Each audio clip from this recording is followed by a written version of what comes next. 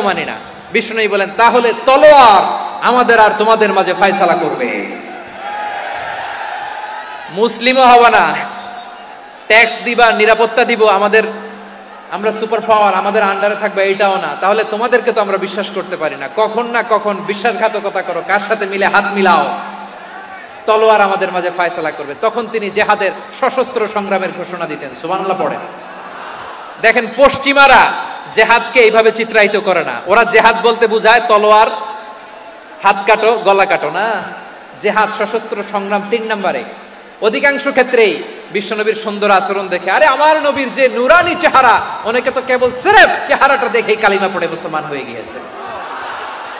যারা মুসলিম হয় নাই তারা তাদের ইসলামেই বলবৎ ছিল, ট্যাক্স দিয়ে ইসলামের আন্ডারে ছিল। যারা এটাও মানে নাই ওইটাও মানে নাই তাদের বিরুদ্ধে জেহাদ। বিষ্ণু ইসলাম 7ম হিজরিতে যখন খায়বার বিজয়ের পরে ইসলাম রিজিওনাল সুপার পাওয়ার হিসেবে আত্মপ্রকাশ করলো, বিশ্বনবী চিঠি লিখলেন অন্যান্য সুপার পাওয়ারের কাছে, রাষ্ট্রীয় চিঠি লেখে এক রাষ্ট্রপ্রধান আরেক রাষ্ট্রপ্রধানের কাছে। ঠিক কিনা বলেন? জানেন না আপনারা? এই যে 24-এর ছাত্র নাগরিক অভ্যুত্থানে, এই অভ্যুত্থান যখন শুরু হয়, আমি তখন সাউথ আফ্রিকাতে, একটা স্ট্যাটাস দিয়েছিলাম, কোটা নয় গোটা দেশ সংস্কার করা লাগবে। শুধু বাংলাদেশ নয়, সারা বিশ্বের বাংলা ভাষাভাষী লোকেরা এই আন্দোলনের সাথে সমর্থন তারা করেছে, এটাকে সাপোর্ট করেছে, তারা সমর্থন দিয়েছে। আমাদের ইউনাইটেড আরব আমিরাতের বাংলাদেশি ভাইয়েরা তারা সেখানে রাস্তায় নেমে এসেছিল, জানেন? ওইখানে ডেমনস্ট্রেশন করা যায় না, সেখানকার সরকার তাদেরকে যাবজ্জীবন দিয়েছিল। তখন আমাদের এই যে প্রধান উপদেষ্টা ডক্টর মোহাম্মদ ইউনূস সরাসরি G2G বলে, এটারে G2G, government to government, G2G, উনি চিঠি লিখলেন যে তাদেরকে, ইউর হাইনেস, হে সম্মানিত আমির, আপনি আমার এই চিঠির কারণে আমার সম্মানে এই 53 জন বাংলাদেশিকে মাফ করে দেন। এই চিঠির বদৌলতে বেকসুর খালাস পেয়ে গিয়েছিল আমাদের ভাইরা। জানেন না এই ঘটনা আপনারা? তাহলে গভর্নমেন্ট টু গভর্নমেন্ট চিঠি দেওয়া হয়। 7ম হিজরিতে বিষ্ণু ইসলাম সব সুপার পাওয়ারের কাছে চিঠি দিলেন, রোমান সম্রাটের কাছে, পারস্য অধিপতির কাছে, মিশরের অধিপতির কাছে, সবার কাছে চিঠি লিখলেন। চিঠির ভাষা ছিল এরকম, মিন মুহাম্মাদিন রাসূলিল্লাহ ইলা মুকাওকিস আযীমিল কিবত, মুহাম্মদ রাসূলুল্লাহর পক্ষ থেকে মিশরের বাদশার কাছে, আসলিম তাসলাম, ইসলাম মানো শান্তিতে থাকবা, সালামুন আলা মান ইত্তাবাআল হুদা, শান্তি তার জন্য যে হেদায়েতের অনুসরণ করে। সুবহানাল্লাহ পড়েন। তো এই চিঠি অনেকে ভালোভাবে রিসিভ করেছে, অনেকে এই চিঠি পাওয়ার পরে নবীর কাছে আবার ইন রিটার্ন উপহার পাঠিয়েছে। কি পাঠিয়েছে? উপহার। মিশরের বাদশাহ মুকাওকিস তিনি বিশ্বনবীকে বিশাল এক উপহারের ডালি পাঠিয়েছেন। মিশরের বাদশাহ মুকাওকিস ছিলেন ধর্মে খ্রিস্টান। লালমনিরহাটের ভাইয়েরা আওয়াজ করে বলেন, মিশরের বাদশাহ ধর্মে কি ছিল? খ্রিস্টান। কি উপহার দিয়েছিল আমার নবীকে? শুনতে মনে চায়? আওয়াজ নাই লালমনিরহাটের গলায়, শুনতে মনে চায়?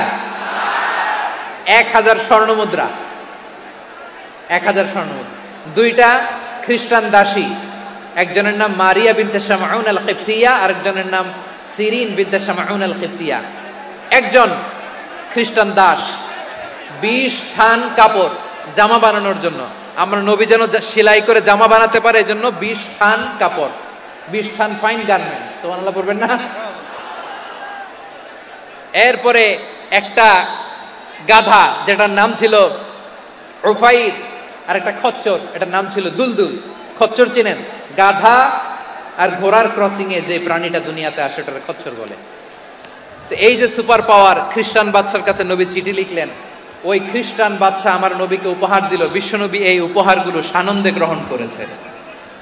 সুবহানাল্লাহ পড়বেন না? তাহলে অমুসলিম কেউ যদি আপনাকে উপহার দেয়, হালাল উপহার হলে আপনি গ্রহণ করতে পারবেন। অনুরূপভাবে পারস্যের বাদশা, রোম সম্রাট বিশ্বনবীকে উপহার পাঠিয়েছেন। আমার নবী সবগুলো উপহার, গিফট গ্রহণ করেছেন। সুবহানাল্লাহ বলেন। তাহলে প্রিয় লালমনিরহাট, আওয়াজ করে বলুন, ইসলাম কি ন্যারো মাইন্ডেড রিলিজিয়ন না ব্রড মাইন্ডেড? আম্মা জান আয়েশার কাছে মাসালা জানতে চায় মেয়েরা, হে আম্মাজান, অগ্নি উপাসকেরা তাদের ঈদের দিন নওরোজের সময় আমাদেরকে পাখি দেয়, নেওয়া যাবে? উনি বললেন, ওরা জবাই করে দিলে নেওয়া যাবে না, কিন্তু ওরা যদি ফলমূল এরকম খাবার দেয় এগুলো নেওয়া যাবে। তার মানে অমুসলিমদের দেয়া উপহার এটা গ্রহণ করা যায়। সুবহানাল্লাহ বলেন। শুধু তাই নয়, বিষ্ণু ঈসা ইসলাম অমুসলিমদের সাথে আর্থিক লেনদেনও করেছেন, ফিনান্সিয়াল ডিলিং করেছেন। অমুসলিমদের সাথে প্রয়োজনে আপনি ফিনান্সিয়াল ডিলিং করতে পারবেন। আমরা প্রায় দেখি বাজারের মিষ্টির দোকানগুলো আমার হিন্দু ভাইদের। লালমনিরহাটে মিষ্টির দোকান, দইয়ের দোকান কারা চালায়? হিন্দুরা চালায় না। তারপরে যে বারবার শপ, চুল কাটে যে নাপিত, অধিকাংশ নাপিতের দোকানে কারা? আমার হিন্দু ভাইরা। আপনি চুল কাটতে পারবেন কিনা? পারবেন কিনা বলেন? পারবেন। তার দোকান থেকে দই মিষ্টি কিনতে পারবেন কিনা? হ্যাঁ, আমার মুসলিম ভাইয়ের দোকান থাকলে ওইটারে আমি বেশি প্রায়োরিটি দিব, ঠিক কিনা? কিন্তু যদি তাদের সার্ভিস নিতে চান, প্রোডাক্ট নিতে চান, পারবেন। তার দলিল সহিহ বুখারী, আম্মা জান আয়েশা রাদিয়াল্লাহু তাআলা আনহা বলেন, ইশতারা রাসূলুল্লাহ সাল্লাল্লাহু আলাইহি ওয়াসাল্লাম মিন ইয়াহুদিন তুআমান ওয়া রাহানাহু দিরআহু মিন হাদিদ। রাসূল সাল্লাল্লাহু আলাইহি ওয়াসাল্লাম এক ইহুদির কাছ থেকে, কার কাছ থেকে? সবাই বলে নাই, কার কাছ থেকে? আমার নবী, পেয়ারা নবী এক ইহুদির কাছ থেকে জব কিনেছিল। জব, বার্লি, যেটা দিয়ে রুটি বানায়। ওই জবের দাম দেওয়া টাকা পয়সা নবীর কাছে ছিল না। ফলে নবী ওনার একটা পোশাককে মর্গেজ রেখেছিলেন, মর্গেজ, বন্ধক, যে এখন এটার দাম দিতে পারবো না, কয়েক কেজি বার্লি নিয়ে যাই আর বন্ধক হিসেবে আমার জামাটা রেখে গেলাম, যেদিন দাম দিব ওই দিন জামাটা ছুটাই নিয়ে যাব।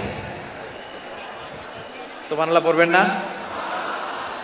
বাকিতে নিছিলেন, বাকিতে। দিরআহু মিন হাদিদ, লোহার তৈরি বর্ম, মানে যুদ্ধের পোশাক, লোহা দিয়ে বানানো। বিষ্ণুনবী বললেন, কয়েক কেজি জব দাও, টাকাটা পরে দিব, এখন টাকা নাই, বন্ধক হিসেবে, মর্গেজ হিসেবে আমার জামা রেখে গেলাম, যখন টাকা দিব জামা ছুটায় নিব। আওয়াজ করে বলতে হবে সুবহানাল্লাহ। এ থেকে বোঝা গেল অমুসলিমদের সাথে ফিনান্সিয়াল ডিলিং করা যায়, অর্থনৈতিক লেনদেন করা যায়, কেনাবেচা করা যায়, প্রোডাক্ট কেনা যায়।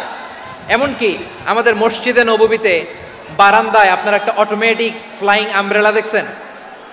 সূর্য যখন বাড়ে মসজিদে নববীর বারান্দায় ইয়ার্ডের মধ্যে অটোমেটিক্যালি কিছু আমব্রেলা আছে, শাঁ করে খুলে যায়, আর সূর্যের তাপ লাগে না।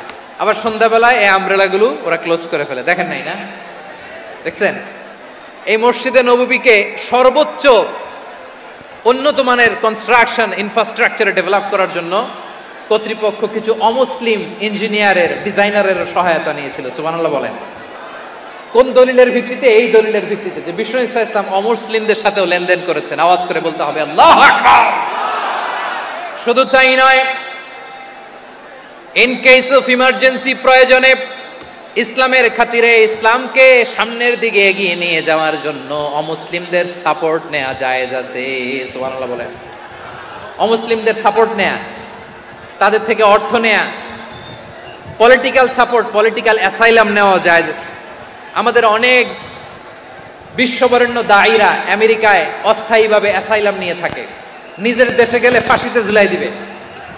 যুগ যুগ ধরে দায়ীদের উপর এরকম অত্যাচার আর নির্যাতন আছে না নাই? মিশরের অনেক দায়ীরা পাশ্চাত্যে যেয়ে থাকে। এই যে তারা পলিটিক্যাল অ্যাসাইলাম নিয়ে থাকে, রাজনৈতিক আশ্রয়, এটা জায়েজ আছে না? এটা যে জায়েজ আছে তার প্রমাণ স্বয়ং বিশ্বনবী সাল্লাল্লাহু আলাইহি ওয়াসাল্লাম পলিটিক্যাল সাপোর্ট নিয়েছিলেন অমুসলিমদের কাছ থেকে। সুবহানাল্লাহ বলেন। খুব মজাদার একটা ঘটনা, শুনবেন? আপনাদের আগ্রহ দেখে তো মনে হয় না শোনার ইচ্ছা আছে। আছে? আছে? গলায় জোর আছে? লিল্লাহি তাকবীর, লিল্লাহি তাকবীর, নারায়ে তাকবীর। মাশাআল্লাহ।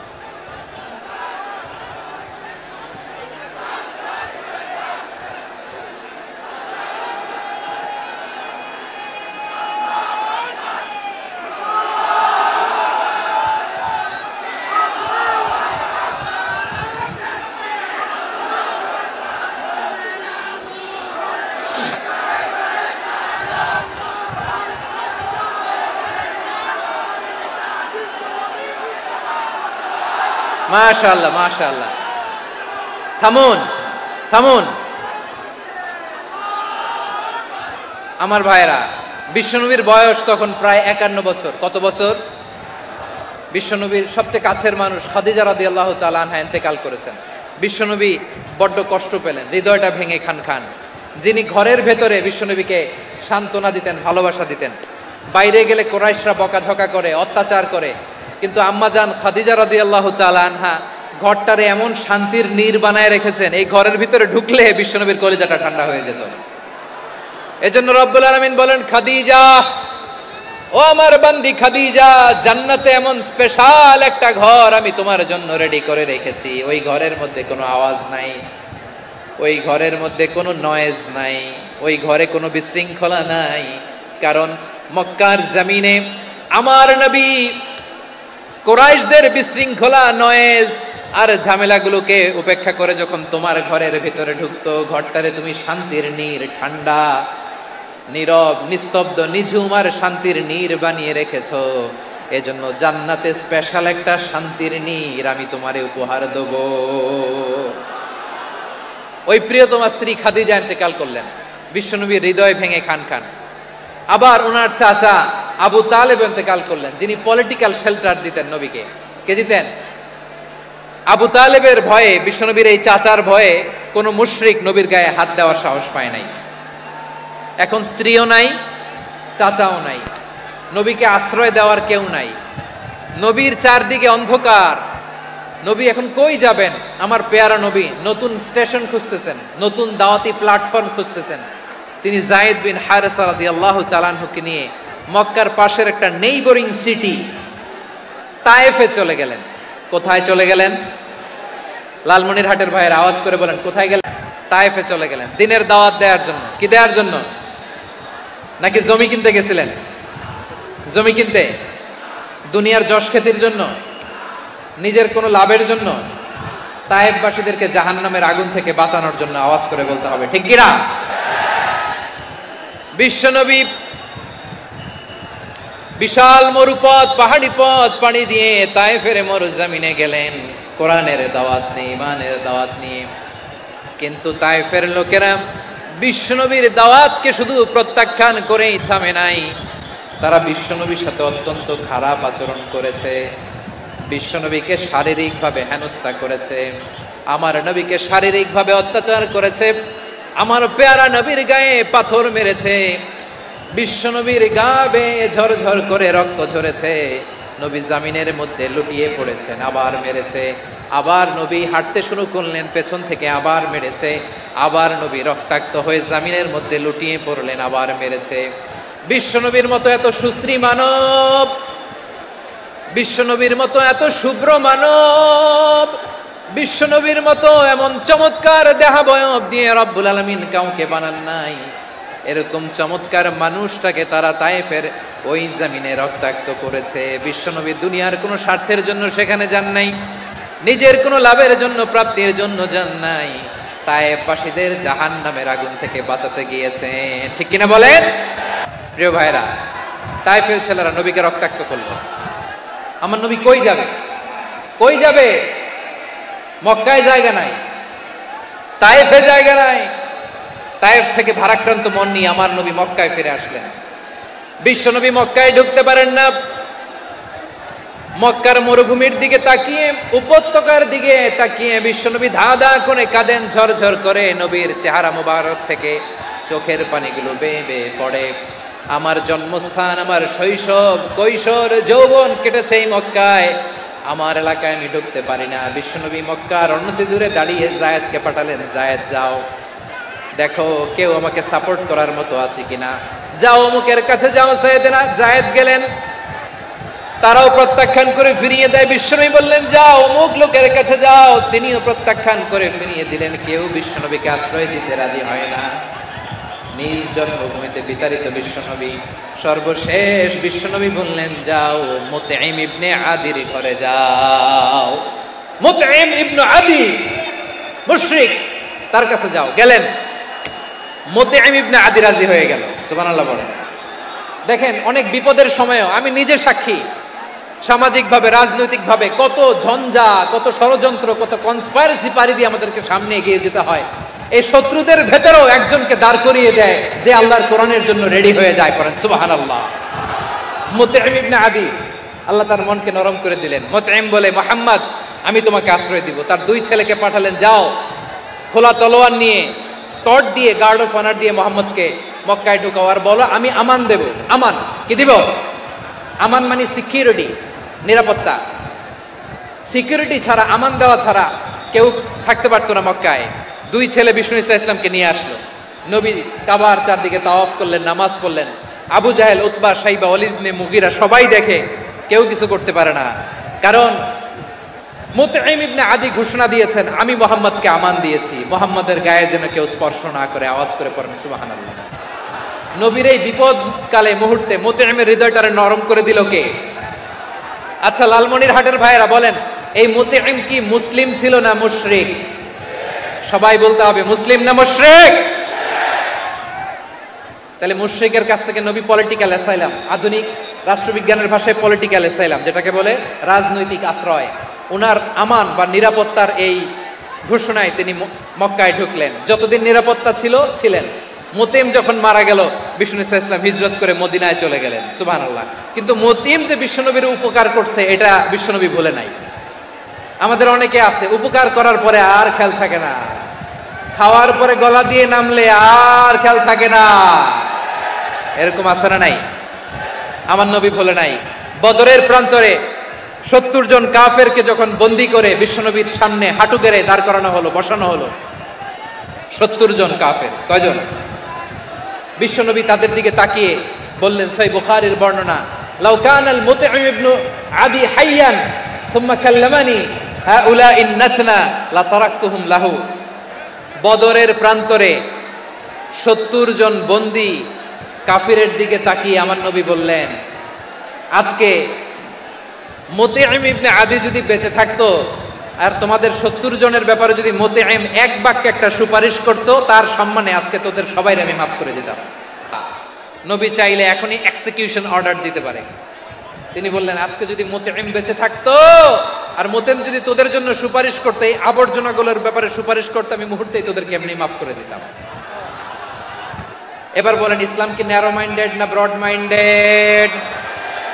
শুধু তাই নয়, যাকে যে সম্মান দেয়ার আমার নবী দিতেন, হোক আস্তিক হোক নাস্তিক, হোক মুসলিম হোক অমুসলিম। বিষ্ণু ইসা ইসলাম যখন রোমান সম্রাটের কাছে চিঠি লিখেছেন, আমার প্রিয় লালমনিরহাটের ভাইরা, অল্প কয়েক মিনিট কয়েকটা জরুরি কথা বলবো। এদিকে তাকান, এদিকে তাকান। রোমান সম্রাটের কাছে বিশ্বনবী যখন চিঠি লিখলেন মিন মুহাম্মদ রাসূলিল্লাহ ইলা হিরাকলা আযীমির রোম। মুহাম্মদের পক্ষ থেকে হিরাক্লিয়াসের কাছে, যিনি হচ্ছেন আযীমির রোম। এটা নবী নিজ থেকে বানায় লিখছেন, অতিরিক্ত সম্মান দিয়ে। কোন রাষ্ট্রপ্রধান যখন আসে তাদেরকে আমরা কি বলি জানেন? তার নামের শেষে HE এটা লিখতে হয়, H.E. মানে হিজ এক্সেলেন্সি। কি লেখে? হিজ এক্সেলেন্টি, অথবা ইউর হাইনেস, ইউর ম্যাজেস্টি। দেখেন, বিশ্বনবী সাল্লাল্লাহু আলাইহি ওয়াসাল্লাম সব নবীদেরও নবী। তিনি একজন মুশরিক খ্রিস্টান সম্রাট, রোমান সম্রাটের কাছে চিঠি লিখতে যায়, লিখতেছে ইলা হিরাকলা আযীমির রোম। হিরাক্লিয়াসের কাছে আমার চিঠি, যিনি রোমের আযীম, হিজ হাইনেস, মানে রোমের অনেক সম্মানিত এক বাহাদুর। আওয়াজ করে বলেন সুবহানাল্লাহ। তার মানে যাকে যে সম্মান দেয়ার এটা বিশ্বনবী দিতেন। এমনকি যেই ইহুদিরা ভালো ছিল, এই ইহুদিদেরও প্রশংসা করেছেন বিশ্বনবী মুহাম্মদুর রাসূলুল্লাহ সাল্লাল্লাহু আলাইহি ওয়াসাল্লাম। এক ইহুদির প্রশংসা করেছেন বিশ্বনবী। ইহুদির কার? আমি তো আমার ভাইয়ের প্রশংসা করি না, আমি তো এক আলেম আরেক আলেমরে স্পেস দেই না, আমি তো এক দায়ী আরেক দায়ীর সাথে বসতে চাই না। আমার নবী ইহুদির প্রশংসা করে। কার প্রশংসা? ওই ইহুদির নাম ছিল মুখাইরিক। সিরাত গ্রন্থ ঘাটলে পাবেন। তিনি বলেছেন, মুখাইরিক খাইরু ইয়াহুদ, মুখাইরিক is the best of the Jews. জুইশদের মধ্যে সে সবচেয়ে ভালো। কেন প্রশংসা করলেন তার? এর কারণ মদিনা চার্টারে কথা ছিল সব ধর্মের মুসলিম, মুশরিক, ইহুদিরা মিলে মদিনাকে রক্ষা করবে। কিন্তু 3য় হিজরিতে যখন উহুদের যুদ্ধ শুরু হলো, সবার কথা ছিল যেই আক্রমণ করে আমরা মদিনাকে বাঁচাবো। কোন শহরকে বাঁচাবো? মদিনাকে। কিন্তু কুরাইশরা যখন অ্যাটাক করলো, ইহুদিরা আর আসে না, ইহুদিরা আর বেরোয় না। বিষ্ণু বললেন, ওহে ইহুদিরা, তোমরা না চুক্তি করলে আমার সাথে যে মদিনা বাঁচাতে সবাই ঝাঁপিয়ে পড়বো, আসো। একটা ইহুদিও বেরোয় না, কেউ আসে না সেদিন, একজন ছাড়া, তার নাম মুখাইরেক। তার নাম কি? মুখাইরেক বাহাদুরের মতো ঘোড়সাওয়ার হয়ে বেরিয়ে গেলেন এবং বললেন, গোটা ইহুদি সাম্রাজ্যের একজনও যদি না আসে, আমি মুখাইরেককে কেউ ঘরে আটকে রাখতে পারবে না। বেরিয়ে আসলেন, এসে বললেন, আমি মুহাম্মদের পক্ষে যুদ্ধ করব। আমি মারা গেলে আমার সম্পদ আমার উত্তরাধিকারীরা পাবে না, আমার সম্পদ তোমরা মুহাম্মদকে দিয়ে দিবা। সুবহানাল্লাহ বলেন। উহুদের ময়দানে 70 জন মুসলমান শহীদ হলো। এই ইহুদি সেও মুসলমানের পক্ষে যুদ্ধ করে নিহত হলো। সুবহানাল্লাহ বলেন। মুসলিমদের লাশ যখন নিয়ে আসা হলো, এই মুখাইরিকের লাশও নিয়ে আসা হলো। মুসলিমদের লাশের পাশে মুখাইরিকের লাশ দেখে বিশ্বনবী মুখাইরিকের প্রতি অনেক খুশি হলেন। আর বিশ্বনবী খুশি হয়ে বললেন, মুখাইরিক খায়রু ইয়াহুদ, মুখাইরিক যদিও তুমি ইহুদি, তারপরে তুমি সব ইহুদিদের মধ্যে সেরা ইহুদি। পড়েন সুবহানাল্লাহ। আমার নবী ইহুদিকেও সম্মান দিতে কার্পণ্য করে নাই। আওয়াজ করে বলেন আল্লাহু আকবার। প্রিয় ভাইরা, এবার সর্বশেষ আওয়াজ করে বলেন, ইসলাম কি ন্যারো মাইন্ডেড নাকি ব্রড মাইন্ডেড? সবাই বলেন, ন্যারো মাইন্ডেড না ব্রড মাইন্ডেড? এজন্য অমুসলিম হইলেই তারা আমাদের শত্রু নয়। শত্রু কারা? এই লালমনিরহাটের ভাইয়েরা শোনেন, শত্রু কারা? যে সমস্ত অমুসলিম আমাদেরকে নিশ্চিহ্ন করে দিতে চায়, যে সমস্ত অমুসলিম আমাদের ভূখণ্ড থেকে আমাদেরকে তাড়িয়ে দিতে চায়, যে সমস্ত অমুসলিম আমার ধর্ম নিয়ে তুচ্ছতাচ্ছিল্য করে চিল্লায় বলেন ঠিক কিনা, তারা আমাদের শত্রু। সাধারণ অমুসলিমরা আমার শত্রু নয়। এই যে হিন্দুরা থাকে, এরা আমার ভাই, বৌদ্ধরা আমার ভাই, খ্রিস্টানরা আমার ভাই, ইহুদিরা আমার ভাই। তারা দিনই ভাই নয়, তারা মায়ের পেটের ভাই নয়, তারা মানবিক দিক থেকে ভাই। ও মানুষ, আমিও মানুষ। ইসলাম মানুষকে সম্মান করে, চিল্লায় বলো ঠিক কিনা। যারা আমাদের অস্তিত্বকে নিশ্চিহ্ন করতে চায়, যারা আমাদের ভূখণ্ডকে দখল করতে চায়, যারা আমাদেরকে নিয়ে মকারি করে, ফান করে, টিটকারি করে, আমার ধর্ম নিয়ে খেলা করে, তাচ্ছিল্য করে, ওদের বিরুদ্ধে আমাদের জিহাদ। সাধারণ মুসলিম আমাদের শত্রু নয়। আপনি জানেন, নিউ ইয়র্কে, আমি তো নিউ ইয়র্কে ছিলাম অনেকদিন, ওখানে ফিলিস্তিনিদের পক্ষে যখন আমরা মিছিল করেছি, অনেক ইহুদি আমাদের সাথে মিছিলে দাঁড়িয়েছে। কারণ ওরাও জানে এই ভূখণ্ড ফিলিস্তিনিদের ভূখণ্ড। আওয়াজ করে বলো লালমনিরহাট ঠিক কিনা। ইসরায়েলের রাজধানী খোদ তেল আবিবে অনেক ইহুদিরা বেঞ্জামিন নেতানিয়াহু তার বিরুদ্ধে মিছিল করেছে। তো তারা কি আমাদের শত্রু? না। অনেক খ্রিস্টান আমাদের সাথে আমাদের স্বার্থ রক্ষায় আমাদের পাশে দাঁড়িয়েছে। খেয়াল রাখবেন, হিন্দু আর হিন্দুত্ববাদ এক নয়, ইহুদি ধর্ম আর জায়নিজম এক নয়। জায়নিজমের বিরুদ্ধে আমাদের সংগ্রাম, আমাদের জিহাদ, চিল্লায় বলেন ঠিক কিনা। এই যে ফিলিস্তিনের ভাইয়েরা, তারা তাদের স্বাধীনতা সংগ্রামের জন্য লড়াই করছে, করে যাচ্ছে, আমরা এটাকে সমর্থন জানাই, চিল্লায় বলো ঠিক কিনা। কাশ্মীরের ভাইয়েরা স্বাধীনতার জন্য সংগ্রাম করছে, আমরা সেই সংগ্রামকে সমর্থন জানাই, আওয়াজ করে বলো ঠিক কিনা। যারাই আমাদের ইসলামকে নিশ্চিহ্ন করতে চায়, তাদের বিরুদ্ধে আমাদের সংগ্রাম, আওয়াজ করে বলতে হবে ঠিক কিনা। ওই সমস্ত দুর্বৃত্তদের সাথে আমাদের কোনো সম্পর্ক নাই। আমরা যদি ঐক্যবদ্ধ থাকতে পারি, ওই দুর্বৃত্তরা চান্স পাবে না। আমরা ঐক্যবদ্ধ থাকতে রাজি আছি। লালমনিরহাটের ভাইয়েরা, আমরা ঐক্যবদ্ধ থাকলে ওই দুর্বৃত্তদের কালো হাত ভেঙে দিতে আমাদের সময় লাগবে না। তাদের কালো হাত ভেঙে দিতে রাজি আছে মুসলমান? কারা কারা রাজি? দু হাত তুলে দেখাও।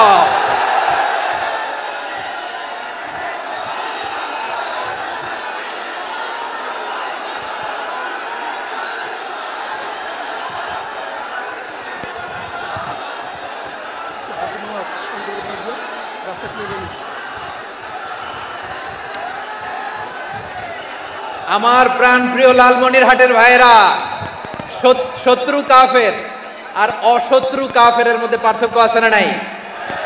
আবু তালেব মুশরিক, আবু জাহেল মুশরিক, কিন্তু দুই মুশরিকে পার্থক্য আছে না নাই? আবু তালেব নবীর চাচা, মুশরিক, মারা গিয়েছে মুশরিক অবস্থায়, কিন্তু আজীবন আমার নবীকে আগলে রেখেছে, আমার নবীকে সাপোর্ট করেছে, ভালোবেসেছে। আবু জাহেল মুশরিক, মারা গিয়েছে মুশরিক হিসেবে, আজীবন আমার নবীর বিরুদ্ধাচারণ করেছে। আবু জাহেলের শক্তি, সামর্থ্য, স্ট্র্যাটেজি, প্ল্যান সব আমার নবীর বিরুদ্ধে ছিল। এই আবু জাহেলের কারণে একটা দিন শান্তিতে আমার নবী মক্কায় ঘুমাতে পারে না। চিল্লায় বলেন ঠিক কিনা? এজন্য রব্বুল আলামিন বলেন, লা ইয়ানহাকুমুল্লাহু আনিল্লাযীনা লাম ইউকাতিলুকুম ফিদ-দীনি ওয়া লাম ইউখরিজুকুম মিন দিয়ারিকুম আন তাবাররুহুম ওয়া তুকসিতু ইলাইহিম ইন্নাল্লাহা ইউহিব্বুল মুকসিতিন।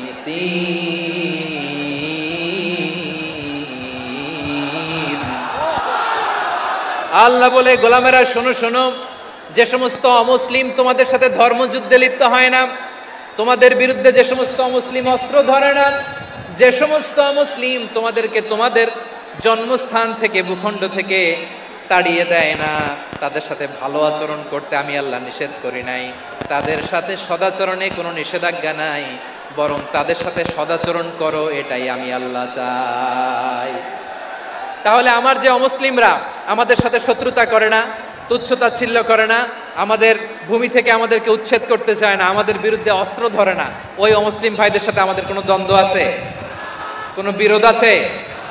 বরং আছে ভালোবাসা। বরং আছে কি? এই ভালোবাসা দিয়ে আমরা বিশ্ব জয় করব। রাজি আছো মুসলমান? আমাদের পুঁজি ভালোবাসা। আমাদের পুঁজি কি? এবার আওয়াজ করে বলেন, আমার এই পুরো আলোচনা থেকে the religious coexistence, peaceful coexistence, শান্তিপূর্ণ সহাবস্থান, কমিউনাল হারমোনি, এই সাম্প্রদায়িক সম্প্রীতি, এই আলোচনা থেকে কি বুঝলেন? ইসলাম কি ন্যারো মাইন্ডেড না ব্রড মাইন্ডেড? এই ব্রড মাইন্ডেড হৃদয় নিয়ে, ভালোবাসা দিয়ে আমরা বিশ্ব জয় করতে চাই। রাজি আছেন? আল্লাহ কবুল করুক। আমরা সবাই পড়ি আমিন।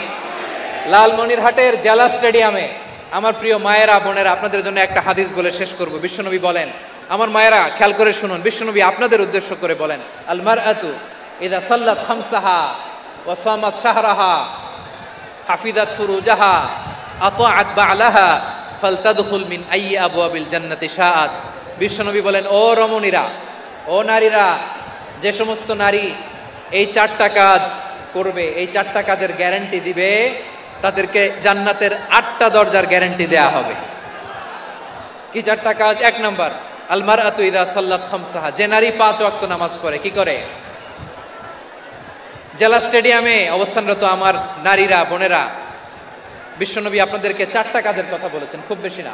4টা করলে 8 জান্নাতের দরজা সব খোলা। কোনটা দিয়ে যাবেন? যেটা দিয়ে মনে চায়। 1 নাম্বার 5 ওয়াক্ত নামাজ। আমার বোনেরা জোহরের নামাজ পড়তে পড়তে এটা আসরে নিয়ে যায়, আসর পড়তে পড়তে এটা মাগরিবে নিয়ে যায়। এরকম আছে না নাই? লালমনিরহাটে হয়তো নাই। আমার বোনেরা এটা করবেন না। ইন্নাস সালাতা কানাত আলাল মুমিনিনা কিতাবাম মাওকুতা, সময় মতো পড়বেন। সামাত শাহরা, রমাদানের রোজাগুলো রাখবেন। হাফিজাত ফুরুজাহা, যে নারী তার চরিত্রকে হেফাজত করে, তার প্রাইভেট হেফাজত করে, তার লজ্জাস্থান হেফাজত করে। ও মায়েরা, আপনার এই গর্ভ যে কত দামি আপনি জানেন না। আপনার এই গর্ভ থেকে জন্মাবে আগামীর সালাহুদ্দিন আল আইয়ুবী। আপনার গর্ভ থেকেই জন্মাবে ইমাম আল মাহদি আল মুনতাযার। আপনার পেট থেকে জন্মাবে আবু সাইদের মতো বীর সৈনিক। আপনার পেট থেকে জন্মাবে মুগ্ধের মতো বীর মুজাহিদ। আপনি জানেন না কে আসবে আপনার পেট থেকে। সময়টাকে কাজে লাগান, ইসলামকে বুঝেন, মানেন, আমাদের ইসলামিক লেকচারগুলো শোনেন।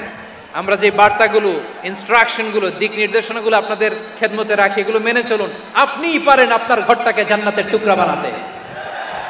একটা family, it's a very big institution and you are the MD, the managing director of this institution. চিল্লায় বলেন ঠিক কিনা? চাইলেই পারেন ঘরটারে জান্নাতের টুকরা বানাতে।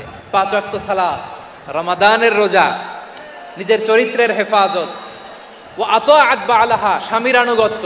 এটাতে অনেকে ভুল করে থাকে। হায় রে আমার বোনেরা, স্বামীর আনুগত্যকে এটা নিজের অপমান মনে করবেন না। আপনার স্বামী আপনার সবচেয়ে বড় গার্ডিয়ান, তিনি আপনার সবচেয়ে ভালো চায়।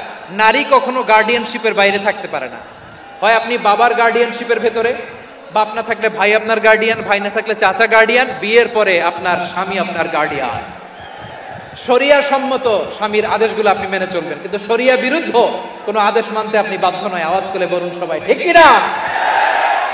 এই 4টা কাজ যদি কোনো নারী করে, বিশ্বনবী বলেন জান্নাতের 8টা দরজা খোলা, তোমার যেটা দিয়ে মনে চায় সেটা দিয়ে জান্নাতে তুমি এন্ট্রি নিতে পারবা।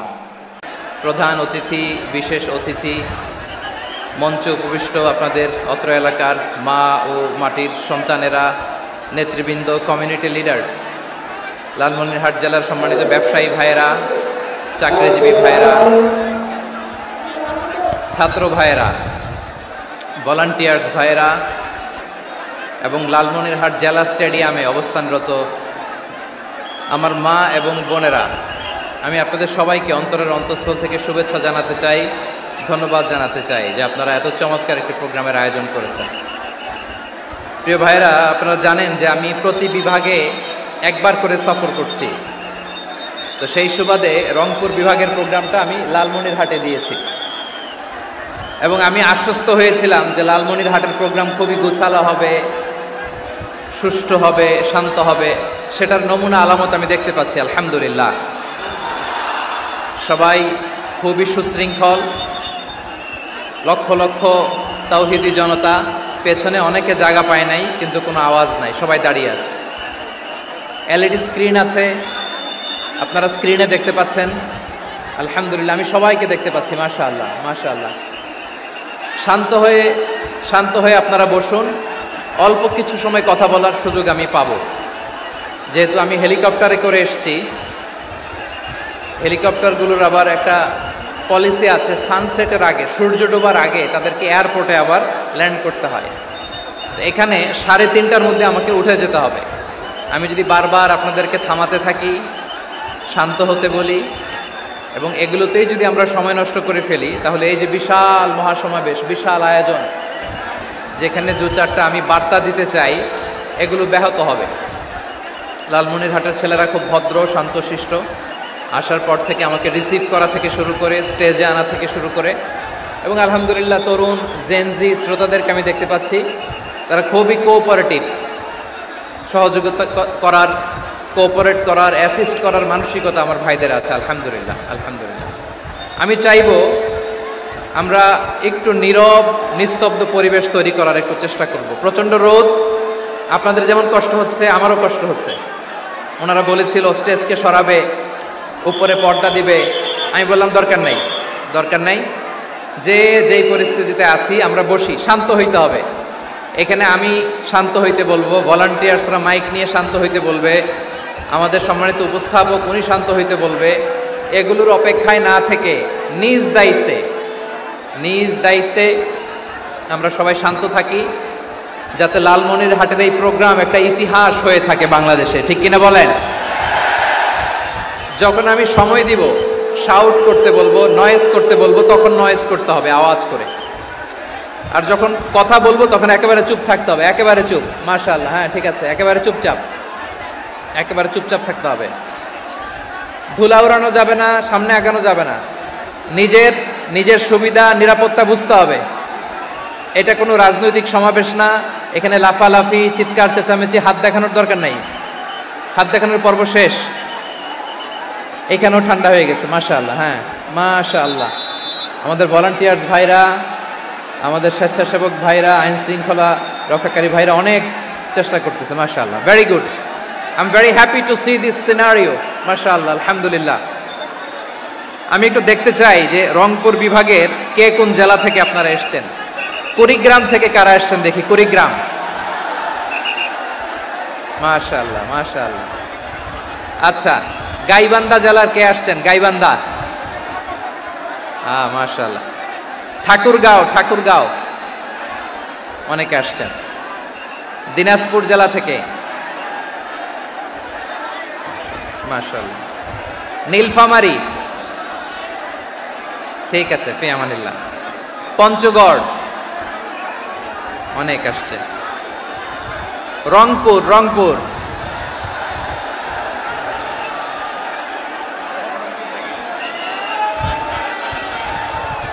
মাশাআল্লাহ মাশাআল্লাহ, ঠিক আছে। লালমনিরহাটের কারা দেখি, লালমনিরহাট।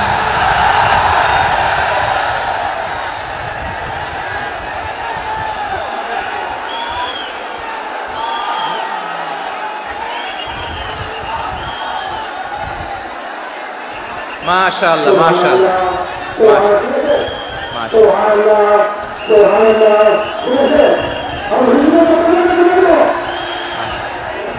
ঠিক আছে, ঠিক আছে। বিভাগের বাইরে থেকে অন্য জেলার কারা কারা আসছেন দেখি, তাও আছে অনেকে, মাশাআল্লাহ, ঠিক আছে, ঠিক আছে। আজকের প্রোগ্রামে উপস্থিত আছেন প্রধান অতিথি হিসেবে অধ্যক্ষ আসাদুল হাবিব দুলু ভাই, সাংগঠনিক সম্পাদক বিএনপি জাতীয় নির্বাহী কমিটির সভাপতি জেলা বিএনপি লালমনিরহাট। বিশেষ অতিথি হিসেবে আমাদের অনেক ভাইরা এসছেন, সবাইকে শুকরিয়া জানাই। সভাপতিত্ব করছেন জনাব আব্দুল হাকিম। আইন শৃঙ্খলা বাহিনী, প্রশাসন, ভলান্টিয়ার্স, শুনেছি আমি প্রায় 5,000 ভলান্টিয়ার্স আপনারা নিয়োগ দিয়েছেন। আলহামদুলিল্লাহ, আলহামদুলিল্লাহ, অনেক গোছালো প্রোগ্রাম।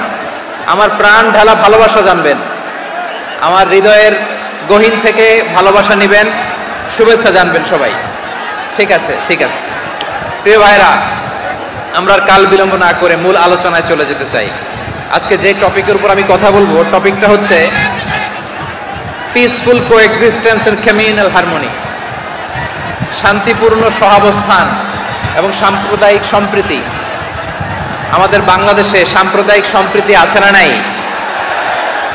আবহমান কাল থেকে আমরা মুসলিম, হিন্দু, বৌদ্ধ, খ্রিস্টান, পাহাড়ি, নৃগোষ্ঠী মিলেমিশে একাকার, আমরা সবাই মিলে বাংলাদেশ। আওয়াজ করে বলেন ঠিক কিনা? আমাদের পারস্পরিক সম্প্রীতি, ভালোবাসা, সৌহার্দ্যপূর্ণ আচরণ, বোঝাপড়া, এটা বেশ মজবুত, বেশ মজবুত।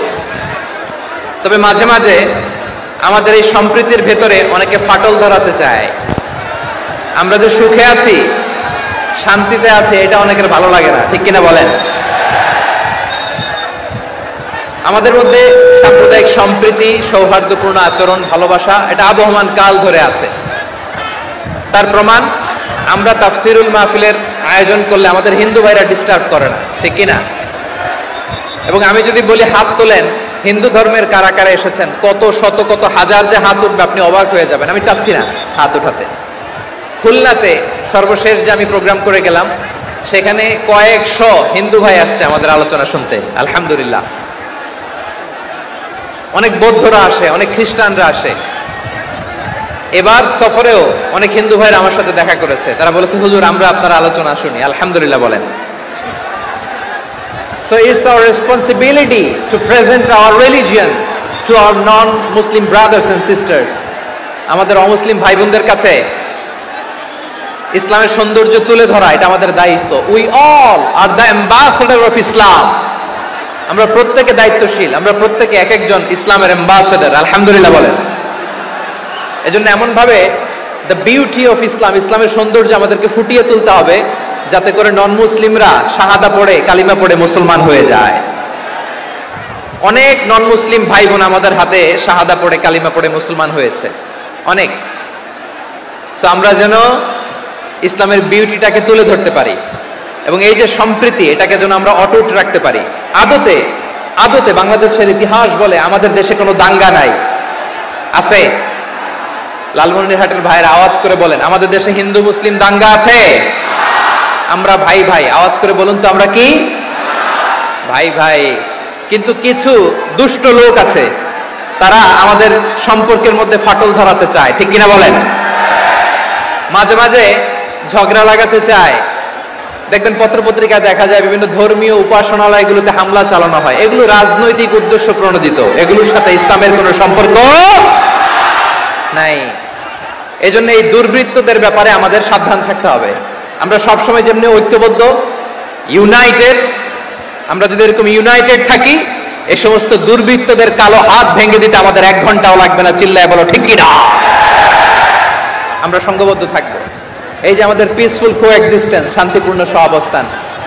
হিন্দুরা পূজা করে, যেদিন হিন্দুদের পূজা অনুষ্ঠান, আমরা ওই দিন তাফসির মাহফিল করি না, ঠিক কিনা বলেন?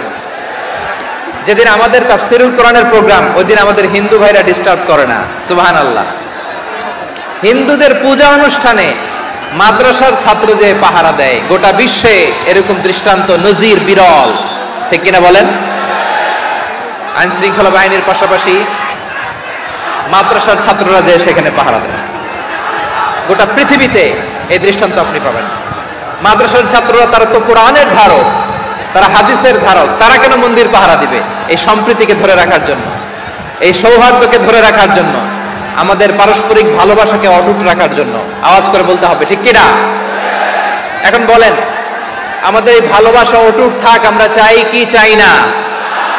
আমরা হিন্দু মুসলিম মিলেমিশে শান্তিপূর্ণ সহাবস্থান, সাম্প্রদায়িক সম্প্রীতি, লালমনিরহাটের ভাইয়ের আওয়াজ করে বলুন, এই সাম্প্রদায়িক সম্প্রীতি আমরা চাই কি চাই না? আল্লাহ এই দেশকে তুমি বরকতময় করো, বাংলাদেশকে তুমি শান্তিময় করো। আওয়াজ করে সবাই বলেন আমিন।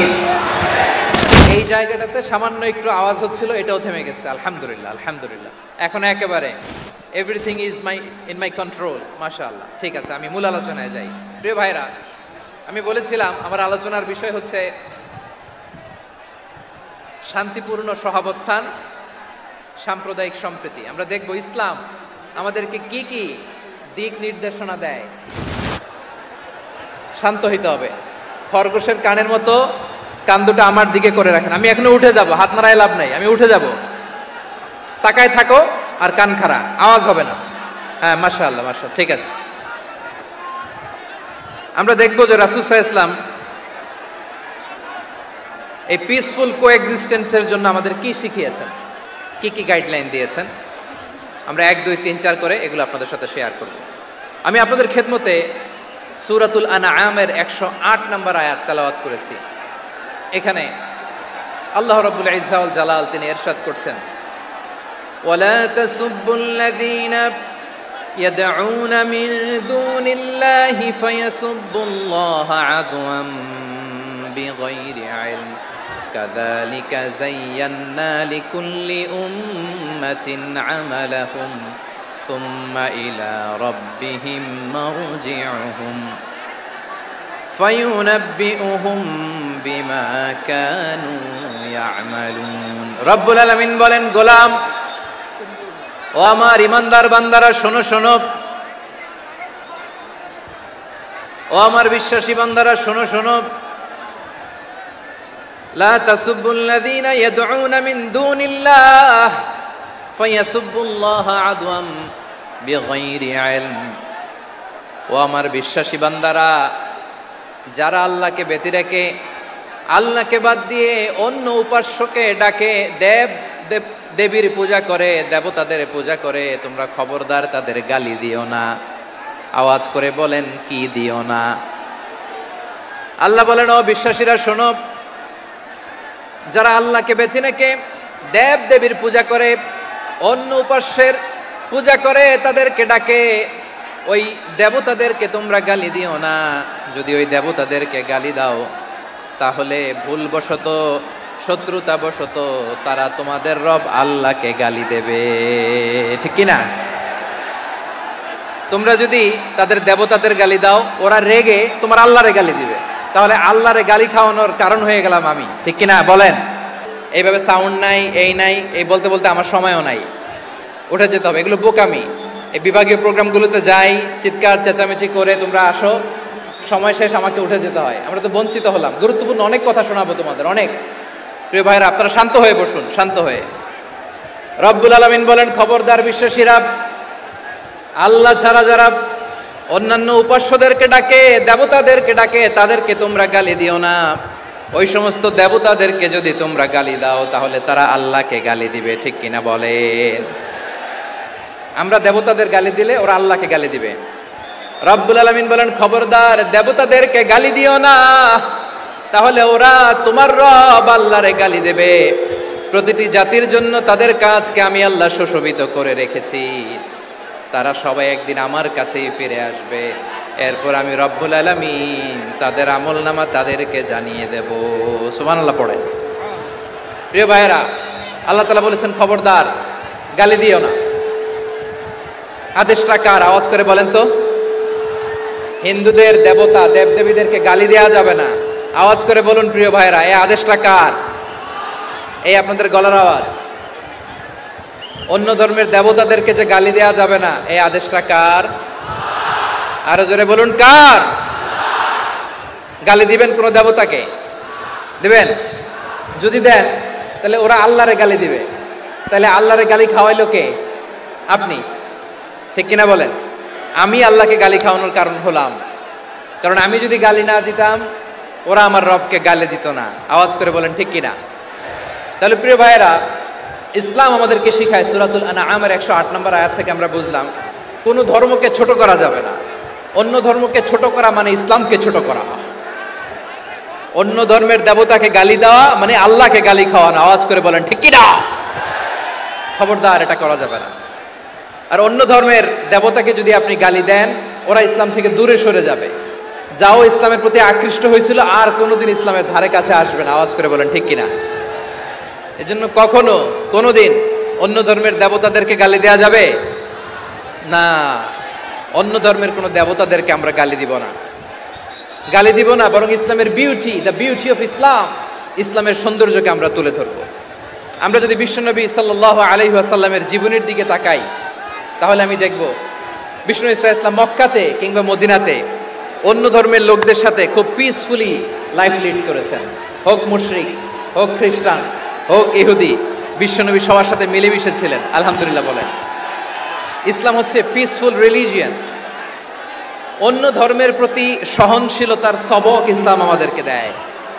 কিন্তু প্রতিটি মুসলিমের এটা মনে রাখতে হবে, আল্লাহর কাছে পছন্দনীয় গ্রহণযোগ্য ধর্ম, জীবনাদর্শ একটি, সেটা হচ্ছে ইসলাম। আওয়াজ করে বলেন সেটা কি? লালমনিরহাটের ভাইয়েরা আওয়াজ করে বলুন, আল্লাহর কাছে মনোনীত ধর্ম একটি, সেটা কি? এজন্য রব্বুল আলামিন বলেন, ইন্নাদ-দীনা ইনদাল্লাহিল ইসলাম, আল্লাহর কাছে মনোনীত গ্রহণযোগ্য অ্যাকসেপ্টেড ধর্ম মতাদর্শ একটা, সেটা হলো ইসলাম। ইসলাম ছাড়া অন্য কোনো ধর্ম যদি কেউ তালাশ করে, তার ওই ধর্ম আল্লাহ গ্রহণ করবে না। ওমাই ইয়াবতাগি গায়রাল ইসলামি দীনান ফালাই ইউকবালা মিন ওয়া হুয়া ফিল আখিরাতি মিনাল খাসিরিন।